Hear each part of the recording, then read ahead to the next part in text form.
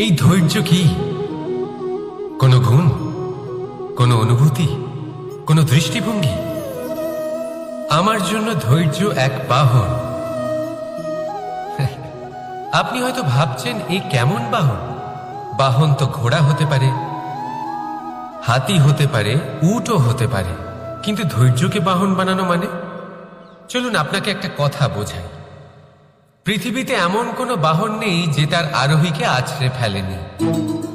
সেটা উট হোক বা হাতি হোক বা ঘোড়া হোক, চলতে চলতে কখনো নড়বড় করেই বসে। তারপর সেই আরোহী পড়ে কারোর পায়, তারপর পড়ে তার নিজের নজরে। কিন্তু ধৈর্যরূপী বাহন কখনো কাউকে ফেলে না, কখনো না। না সেই আরোহী কারোর পায়ে পড়ে, আর না তো নিজের নজরে। কারণ ধৈর্য আপনাকে বিবেক প্রদান করে, বিবেক আপনাকে পরিকল্পনায় সাহায্য করে, আর পরিকল্পনা প্রদান করে আপনাকে শক্তি, আপনার লক্ষ্যের দিকে অগ্রসর হওয়া। বুঝলেন? ধৈর্যকে সঙ্গে রাখুন, নিজেকে আরো ধৈর্যশীল করে তুলুন। এই ধৈর্যের সাহায্যে আরোহণ করে দেখুন কিভাবে এই বাহন আপনাকে আপনার গন্তব্যে পৌঁছে দেবে। রাধা রাধা। অর্ধাঙ্গিনী। আপনার জীবনে অর্ধাঙ্গিনীর ভূমিকা কি হতে পারে? আপনি বলবেন সেরকমই যেমন আমার জীবনে রুক্মিণীর ভূমিকা। এটা সত্যি, কিন্তু এটাও সত্যি কথা যে আমার আর রুক্মিণীর এই সম্পর্ক, তাকে আরো গভীর করার জন্য অত্যন্ত প্রয়োজনীয় হলো আমরা প্রথমে বন্ধু হই। একজন ভালো স্বামী বা স্ত্রী হবার প্রথম পদক্ষেপ বন্ধুত্ব, অর্থাৎ সখা প্রেম। যতক্ষণ না এক স্বামী স্ত্রী নিজেদের সম্পর্কে বন্ধুত্বের মাহাত্ম্য বুঝতে পারবেন না, ততক্ষণ এই সম্পর্ক যেন অপূর্ণ থেকে যাবে। আর তারপর এই সম্পর্কে জন্ম নেয় সেই অনুভূতি, যেমন অধিকার, যেমন অভিমান। এই দুই ভাবনা যা এই সম্পর্ক ভাঙার প্রথম পদক্ষেপ হয়ে থাকে। সেই জন্য নিজের দাম্পত্য জীবনে অধিকার ফলানোর আগে নিজেকে জিজ্ঞাসা করুন, আপনি কি আপনার জীবনসঙ্গীর সব থেকে ভালো সখা হতে পেরেছেন? সম্পর্ক আরো উন্নত হবে। রাধা রাধা। বিবাহ। একজন নারীর জীবনে বিবাহের গুরুত্ব কতটা? আসুন আমরা কথা বলি রুক্মিণীকে নিয়ে। একজন নারী যিনি পবিত্র মানসিকতা নিয়ে কাউকে ভালোবেসেছেন, তাকে বিয়ে করতে চেয়েছেন। এবার বিয়ে মানে কাউকে পাওয়া, মানে কারোর হাত ধরে আগামী সমস্ত জীবন তার সাথে কাটিয়ে দেওয়া। এবার আমার হাত ধরে রুক্মিণী বিয়ের সুখ তো নিশ্চয়ই পেয়েছে, কিন্তু ওর এই প্রেমের যাত্রা, এর অন্ত হলো না, বরং তা শুরু হলো। এবার রুক্মিণীর জীবনে সেই অধ্যায় শুরু হয়ে গেছে যেখানে ওকে সেই মানুষকে বুঝতে হবে যার হাত ধরে সমস্ত জীবন অতিবাহিত করার সিদ্ধান্ত নিয়েছে সে। এবার এরকম একটা সময় প্রত্যেকের জীবনে এসে থাকে। প্রত্যেকের মানে আপনারও। আপনার জীবনেও এমন এক সময় আসবে, তার জন্য তৈরি থাকুন। নিজের মনে যা যা বিকার আছে তা কোথাও ত্যাগ করে আসুন, আর পরিশুদ্ধ ভালোবাসা দিয়ে, পবিত্র মন দিয়ে নিজের জীবন সাথীকে বোঝার চেষ্টা করুন, কোনো আশা না রেখে। যদি এরকম করতে পারেন তবেই কঠিন পরীক্ষায় উত্তীর্ণ হবেন, নয়তো নয়। রাধা রাধা। অনেকে আমাকে অনেকবার জিজ্ঞেস করেছেন যে কানাই, রুক্মিণী হলো তোমার অর্ধাঙ্গিনী, তাহলে কেন ওর এই যাত্রা এত কঠিন হলো? কেন তোমার এই অগাধ অখণ্ড ভালোবাসা পাওয়ার জন্য ওকে এত কঠিন পরীক্ষার সম্মুখীন হতে হলো? আসুন আমি আপনাকে একটা কথা বোঝাই। অগাধ অখণ্ড ভালোবাসার এই পথ, তা তো কঠিনই হবে। এবার এরকমই এক যাত্রা করতে হয়েছে রুক্মিণীকে, পরিশুদ্ধ ভালোবাসা বুঝতে পারার যাত্রা। এমন ভালোবাসা যা কিনা ক্রোধ, ভয়, মোহ, অধিকার, অহংকার, হিংসা এই সমস্ত বিকারের ঊর্ধ্বে। এবার এই যাত্রায় ওকে সাহায্য করবে রাধা। আর শুধু তাই নয়, আমি আপনাকে বলি, সংসারের প্রত্যেক নারী এই যাত্রা করে থাকেন। এবার যে নারী এই যাত্রার শেষ পর্যন্ত পৌঁছতে পারেন, তিনি এক উচ্চ স্তরে পৌঁছে যেতে পারেন, যেখানে তাকে বলা হয় অর্ধাঙ্গিনী। রাধা রাধা। সমস্যা। এবারে বলুন, সমস্যা কার জীবনে নেই? প্রত্যেকের জীবনে সমস্যা থাকেই। হ্যাঁ, ঠিক আছে, জীবন আছে যখন, তখন সময়ের সাথে সমস্যাও আসবে। কিন্তু প্রত্যেক সমস্যাই কি সময়ই নিয়ে আসে? না, আপনি সমস্ত সমস্যার দায় সময়কে দিতে পারেন না। বেশিরভাগ সমস্যা তো এমন হয়ে থাকে যাদের আমরা নিজেরাই ডেকে আনি। হে সমস্যা, এসো, আমি তোমার জন্য অপেক্ষা করছি। কিভাবে? এবার এটা নির্ভর করছে আপনার হ্যাঁ বা না এর ওপরে। বেশিরভাগ সমস্যাই এই জন্য আসে যেহেতু আমরা বারবার হ্যাঁ বলতে থাকি, আর বেশিরভাগ সমস্যা এই জন্যই আসে যেহেতু আমরা সঠিক সময় না বলতে পারি না। সেই জন্য না ভেবেচিন্তে কোনো কথা বা কোনো প্রস্তাবের সমর্থন করলে তা আপনাকে খুব বড় বিপদে ফেলে দিতে পারে। সেইখানেই কখনো না না বলতে পারা তা আপনাকে তার থেকেও বড় বিপদে ফেলে দিতে পারে। তাই মনে রাখবেন, এই অত্যন্ত জরুরি শিক্ষা। সব সময় খুব ভেবেচিন্তেই হ্যাঁ বলবেন আর দৃঢ়তার সাথে না বলবেন। আর বিশ্বাস করুন, আপনার জীবন অত্যন্ত সুখময় হয়ে যাবে। তাহলে আসুন আমার সাথে ভালোবেসে বলুন, রাধা রাধা। সাফল্য। সাফল্য এই পৃথিবীতে কে না পেতে চান? প্রত্যেক মানুষ চান যেন সাফল্য নিজে এসে তার কাছে ধরা দেয়। এবার সাফল্য তাদের কাছে এসে ধরা দেয় যারা নিজের পা ধরাতলে রেখে চলেন, যারা স্বপ্নের জগতে বিচরণ না করে বাস্তবের মাটিতে পা রেখে চলেন, এবং তাও দৃঢ়তার সাথে। সাফল্য তারা পান না যারা বাড়িতে বসে বসে শুধু স্বপ্ন দেখেন। সাফল্য নিজে থেকে তাদের কাছেই আসে যারা নিরন্তর চেষ্টা করেন, যারা পরিশ্রম করেন আর নিজের এই জীবনকে অন্যের কাছে সফল করে দেখান। তাহলে সিদ্ধান্ত হলো আপনার। সফল সবাই হতে চান, স্বপ্ন সবাই সার্থক করতে চান। স্বপ্ন তখনই সার্থক হয় যখন পরিশ্রম করবেন, আর সাফল্য তখনই আপনার সাথে থাকবে যতক্ষণ আপনি বিনম্র থাকবেন। তাহলে আসুন আমার সাথে ভালোবেসে বলুন, রাধা রাধা। এই পুষ্প দেখতে পাচ্ছেন আপনি? কি সুন্দর এই পুষ্প। সবাই চায় এরকম কোনো এক পুষ্প সে নিজের করে নেবে, নিজের কাছে রাখবে। এবার ভাবুন, এই পুষ্প যে সম্মান পায় তা কিসের জন্য পায়? শুধু কি তাকে সুন্দর দেখতে বলে? আসুন আপনাকে একটা কথা বোঝাই। এই ফুল যখন গাছে থাকে তখন এই রূপ আমাদের আকর্ষণ করে। এই ফুল দিয়ে যদি আপনি মালা বানান, কোনো মূর্তিতে দেন, তাহলে তা সম্মানের নিদর্শন হয়।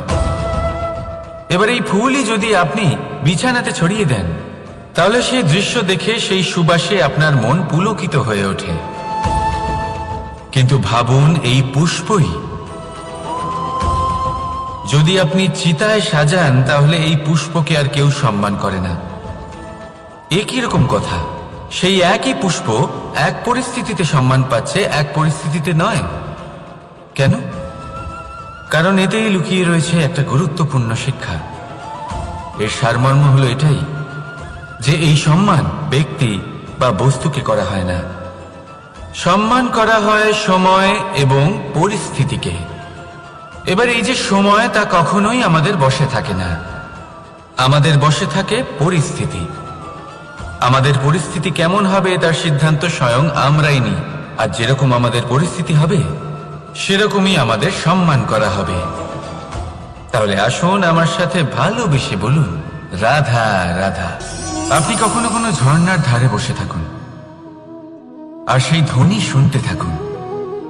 আহা হা হা, সেই ধ্বনি মনকে শান্ত করে দেয়, আমাদের মধ্যে এক আনন্দের সঞ্চার করে। একেই আমি বলি নৈসর্গিক সঙ্গীত। কখনো ভেবে দেখেছেন এই সঙ্গীত উৎপন্ন করার জন্য জলকে কত পরিশ্রম করতে হয়, কি না করতে হয়?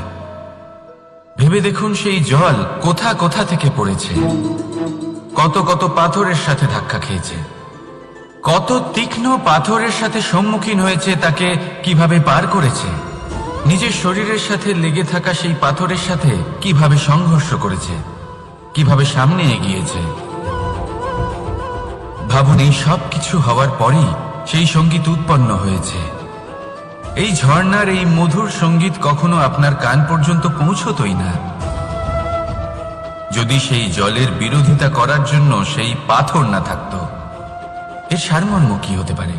সারমর্ম হলো একটাই, এই সব বাধার সম্মুখীন হন, এদের থেকে দূরে পালাবেন না, কারণ এই বাধা হলো নৈসর্গিক। সবার জীবনে এই বাধা রয়েছে, তার সম্মুখীন হন, জীবনের সামনে এগোন। আর আপনিও নিজের ভেতর থেকে সৃষ্টি করুন এই নৈসর্গিক সঙ্গীত, আর এই সংসারে ছড়িয়ে দিন শান্তি আর প্রসন্নতা। রাধা রাধা। সংসারে নিয়তি অনেক কিছু নির্ধারণ করে, যেমন প্রত্যেকটি জিনিসের সীমারেখা। শরীরের মধ্যে থাকা জল, তার মাত্রাও এই নিয়তি নির্ধারিত করে রেখেছে। কি করে? দেখুন, যদি সঠিক সময়ে আপনি পরিশ্রম করে নিজের ঘাম না ঝরান, তাহলে কিছু সময় পরে আপনার চোখের জল অবশ্যই ঝরবে। কারণ সবকিছু যদি ভাগ্যের জোরে পেয়ে যাওয়া যায়, তাকে কর্মের দ্বারা সামলে রাখতে হয়। যদি পরিশ্রম করতে থাকেন, তাহলে যা পেয়েছেন তা সামলে রাখতে পারবেন, আর যা যা আপনি পেতে চান তা অবশ্যই পাবেন। কিন্তু যদি পরিশ্রমের থেকে দূরে থাকেন, তাহলে যা পেয়েছেন তা তো হারিয়ে ফেলবেনই, আর যা পেতে চান তার তো কোনো প্রশ্নই ওঠে না, আর বয়ে যাবে শুধুমাত্র অশ্রু। এবার সিদ্ধান্ত আপনার। কি ঝরাতে চাইবেন আপনি? ঘাম নাকি অশ্রু? রাধা রাধা। এই জীবনে মানুষ শুধু তিনটি জিনিসের পেছনে ছোটে: ছায়া অর্থাৎ সঙ্গী সম্মান, কায়া অর্থাৎ সুন্দর বলিষ্ঠ শরীর, আর তৃতীয় হল মায়া অর্থাৎ ঐশ্বর্য। এবার অবাক করার মতো বিষয় হলো, সময় এলে পরে এই তিনটি বস্তুই সবার আগে আপনাকে ত্যাগ করে। অন্ধকারে ছায়া আপনাকে ত্যাগ করে, বার্ধক্যে কায়া আপনাকে ত্যাগ করে, আর অন্তিম সময়ে মায়াও আপনাকে ত্যাগ করে। এগুলো কিছুই কাজে আসে না যার পেছনে আপনি সারা জীবন দৌড়েই যাচ্ছিলেন। যদি কিছু কাজে লাগে, তা হলো আপনার প্রেমপূর্ণ ব্যবহার যা আপনি সংসারকে দিয়েছেন। এ হলো সেই প্রেম যা অন্ধকারে প্রদীপ হয়ে আপনাকে আলো দেবে। এ হলো সেই প্রেম যা বার্ধক্যে হাত রূপে আপনাকে শক্তি দেবে, সহায়তা করবে। আর যখন আপনার কাছে অর্থ থাকবে না, তখন এই প্রেমই আপনাকে সামর্থ্য যোগাবে। জীবনে যদি কিছু উপার্জন করতে চান, তাহলে শুধু প্রেম উপার্জন করুন। যদি আপনিও আমার মতো দূরের কথা ভাবতে চান, তাহলে শুধুমাত্র প্রেম উপার্জন করুন। আর এখন এই প্রেম ভাব নিয়েই বলুন, রাধা রাধা। কখনো প্রদীপ জ্বালাতে গিয়ে আপনার হাত পুড়ে গেছে? একবার মনে করে দেখুন সেই অনুভূতি। এক্ষুনি মনের মধ্যে যন্ত্রণার এক অনুভূতি বয়ে যাবে। কখনো হাঁটতে হাঁটতে পায়ে কাঁটা ফুটে গেছে? মনে করুন, এক্ষুনি মনের মধ্যে যন্ত্রণার এক অনুভূতি বয়ে যাবে। এরকম কেন হয়ে থাকে? কষ্ট তো শুধু তখন হয়েছিল, কিন্তু যদি আজ মনে করেন, তাহলে সেই যন্ত্রণা আপনার মনে মাথায় থেকেই যায়।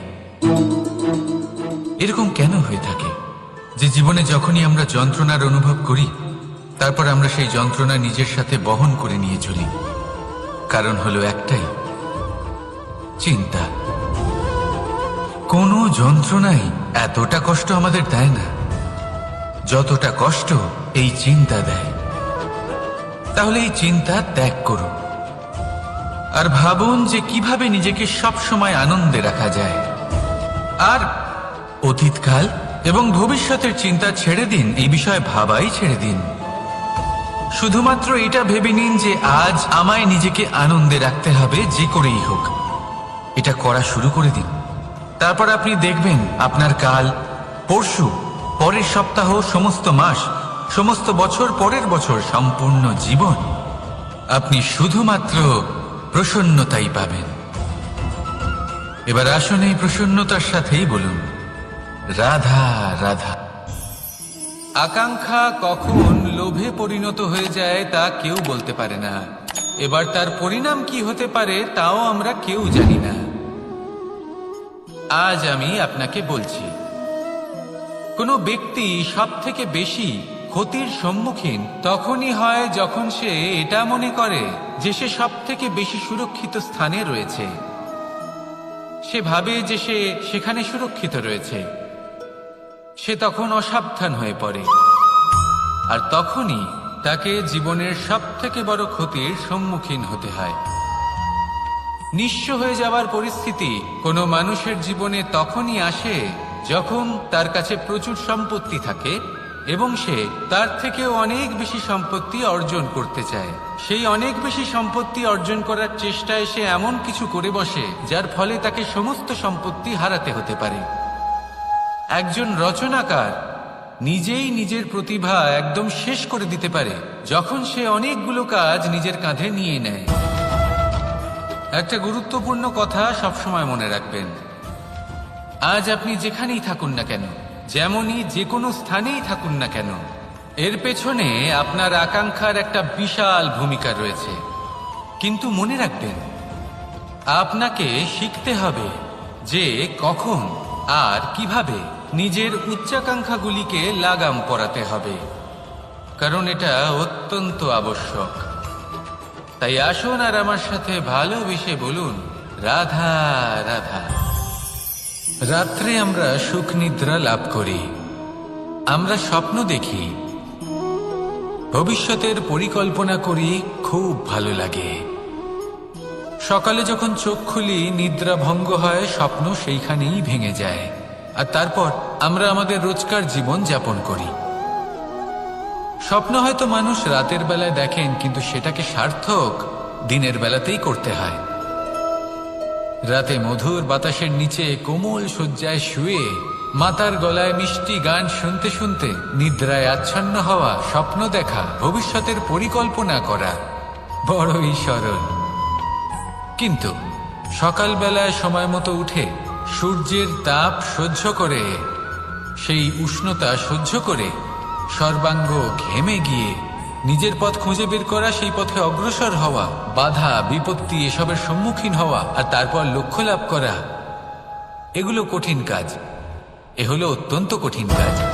যদি আপনি চান যে স্বপ্ন আপনি দেখেছেন তা সত্যি হোক, তাহলে দিনের বেলায় আপনাকে বেরিয়ে কর্ম করতেই হবে, পরিশ্রম করতেই হবে। মনের এই চক্ষু দিয়ে স্বপ্ন দেখা সম্ভব, কিন্তু যদি আপনি বুঝতে পারেন যে এই স্বপ্নই হলো আপনার লক্ষ্য, তাহলে তাকে সার্থক করতে শুধুমাত্র পরিশ্রম দ্বারাই করতে হবে। তাহলে পরিশ্রম করুন আর আমার সাথে ভালোবেসে বলুন, রাধা রাধা। মানুষের জীবনে তিনটি গুণ অত্যন্ত প্রয়োজনীয়: শ্রদ্ধা, বিনম্রতা, যোগ্যতা। যদি জ্ঞান লাভ করতে চান তাহলে শ্রদ্ধার প্রয়োজন, যদি মান লাভ করতে চান তাহলে স্বভাবে বিনম্র হওয়া প্রয়োজন, আর যদি মনোবাঞ্ছিত স্থান লাভ করতে চান তাহলে যোগ্যতার প্রয়োজন। বিষয়টা সহজ। শ্রদ্ধা আপনাকে জ্ঞান দেবে, নম্রতা আপনাকে মান, আর যোগ্যতা উচিত স্থান দেবে। কিন্তু যদি আপনি এই তিনটি গুণ সম্মিলিত করেন, তাহলে এমন কিছু লাভ করবেন যা এই সব কিছুর থেকে অনেক ঊর্ধ্বে। সম্মান। আর এ হলো সেই সম্মান যা প্রত্যেক মানুষের নিজের জীবনে লাভ করতে চেষ্টা করা উচিত, কারণ এই হলো সেই সম্মান